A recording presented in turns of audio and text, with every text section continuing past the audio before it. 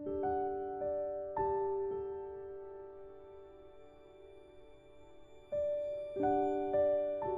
this video, I'll explain my process for how I paint water and rippling waves in watercolor.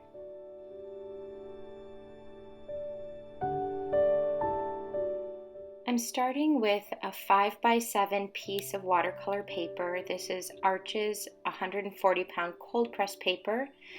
I'm mixing up my paints, which is going to be a mixture of undersea green, cascade green, a little bit of dirt from my palette, some mud from my palette. I'm also using Prussian blue for the water, a mixture of Prussian blue and indigo, which is this gorgeous deep blue, almost black, and then that pure indigo color. These are all Daniel Smith colors, and they're some of my favorites. My first layer of this painting is going to be wet and wet, so I'm going to take some clear water, and with a large brush I'm going to evenly coat my paper with water. I might need to go over it a couple times so that it will soak in evenly. And wet means that I'm going to be putting wet paint into wet paper with water on it. So I'm starting at the bottom with that Prussian blue with a little bit of indigo mixed in. And then I go straight into the clouds, which is going to be a light wash of that indigo color. So I mix a lot of water into it. And you'll see I have a cat hair at the top corner of my paper. I'm going to fight that a little bit, and then I'm going to realize I just need to let my paper dry, and then I can remove it. That happens a lot with me since I have 2 cats at home. And I'm using my brush in kind of backwards, forwards motions for that sky, and alternating between the sky and the water means that I can put down paint and let things move across the page before an area starts to get too dry. While my paper's still wet, I'm going in with that undersea green and cascade green mix to put in that land. I want it to be very light, and I'm putting in some dark contrasting clouds. I'm trying to build up the layers slowly. While everything's wet, it will dry about 20 to 30% lighter, so I can go a little darker here and not worry that I'm making things too dark.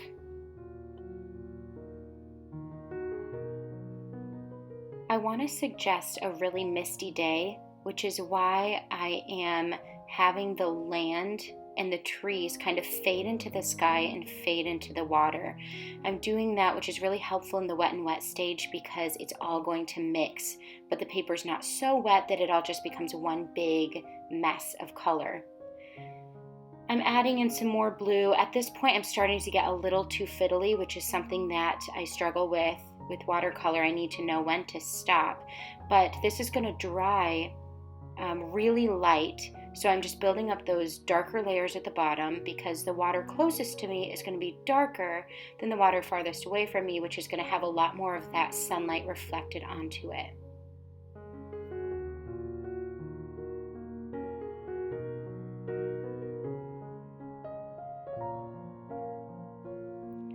I let that first layer dry naturally, and you can see how much lighter it is than when it was wet.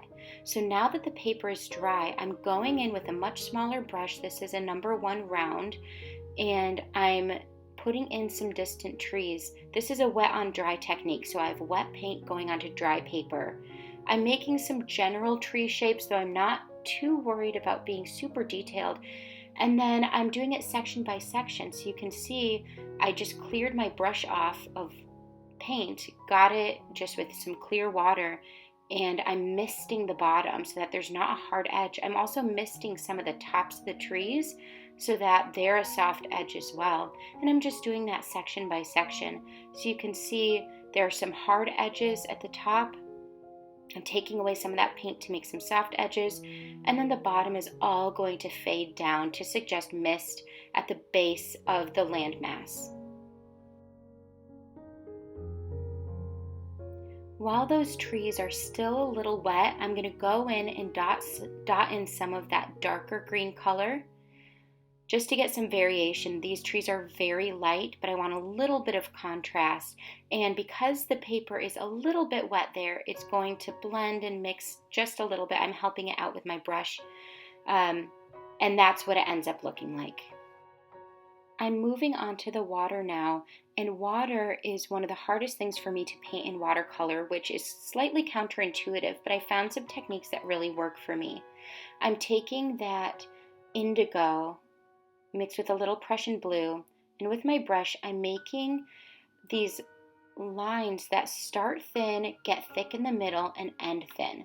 So I'm barely touching my brush, and then I'm pushing down harder with the belly of the brush, and then I'm lifting it back up. I am putting in the general shapes of where I want these rippling waves to be. And as I'm putting this in, this is where I think the ugly stage of the painting is.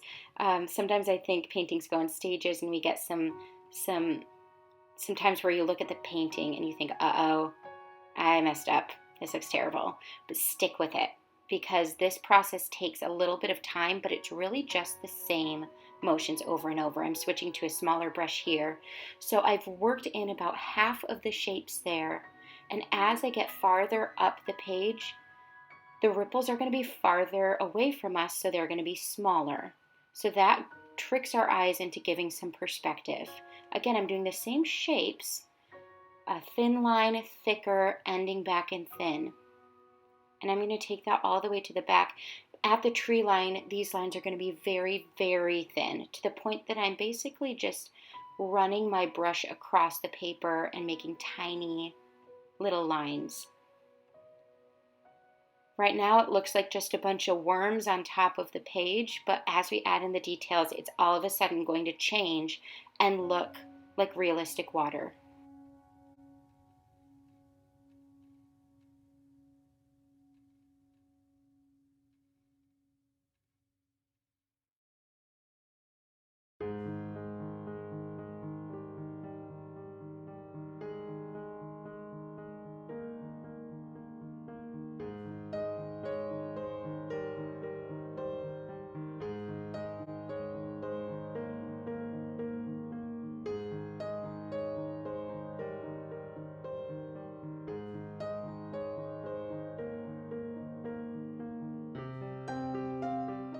At this point, I'm done with my first layer of wave shapes, and I'm switching to this small liner brush. I end up switching back to my number 1 round because the liner brush just wasn't working for me, but I'm grabbing the really dark indigo blue color and adding in some shadow and some contrast into those shapes. So I'm dragging my brush along, and then you'll see in between the wave shapes, I'm also adding relatively horizontal lines. That's going to suggest additional ripples while still not filling in the entire area. We want to keep some of that lighter blue there to suggest the sunlight hitting it.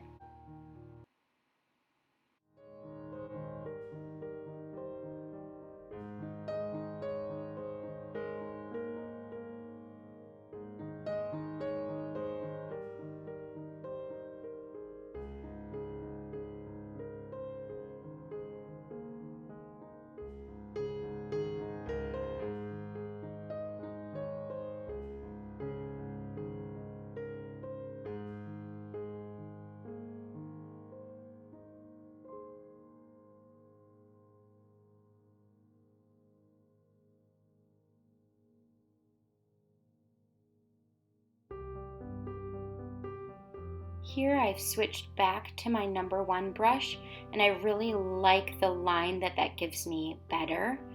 I get thin, but I also get a little bit thicker if I want more of an impact in that shadow.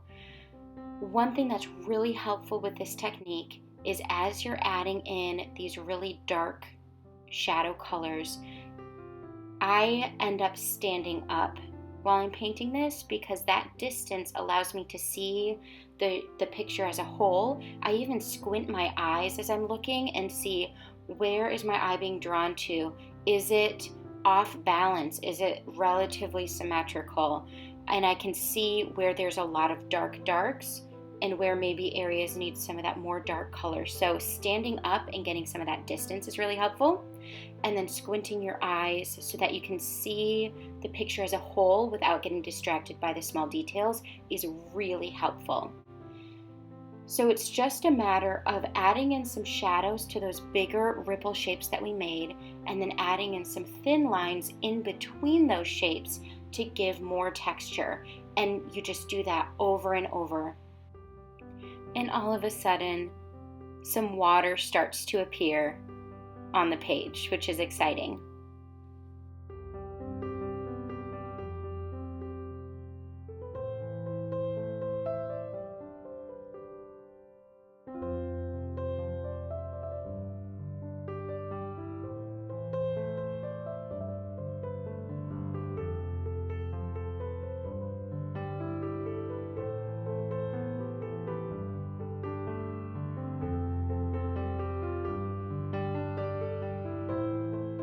As I move farther back in distance towards that tree line, I want the ripple shapes to get smaller and smaller. So I use a dry brush technique where I get paint on my brush, but then I dab it on my paper towel so that my brush is nearly dry.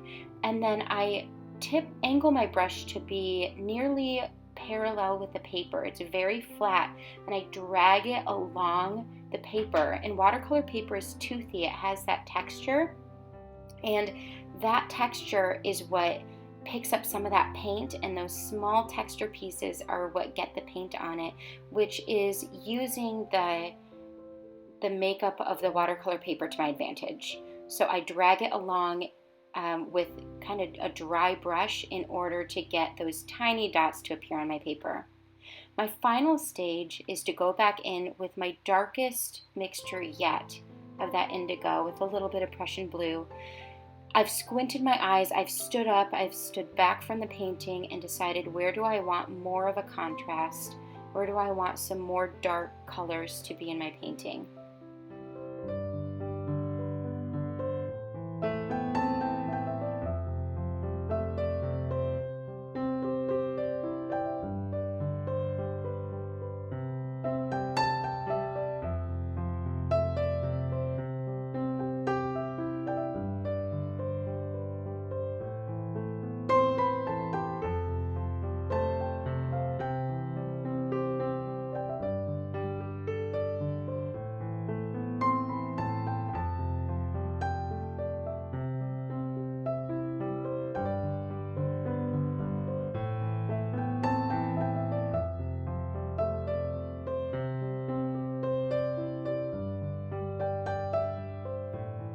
It's at this point that I'm telling myself, Sarah, you have to be done.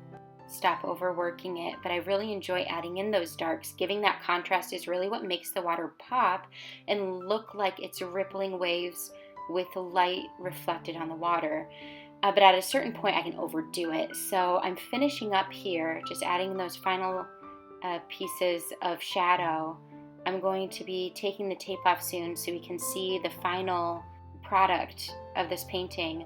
I hope you enjoyed seeing my technique for painting water. I hope you try it out. Water can be intimidating, but just following those steps of those first initial shapes and then adding in that shadow in between can get you some really fantastic results. So thanks for watching. Have a great one.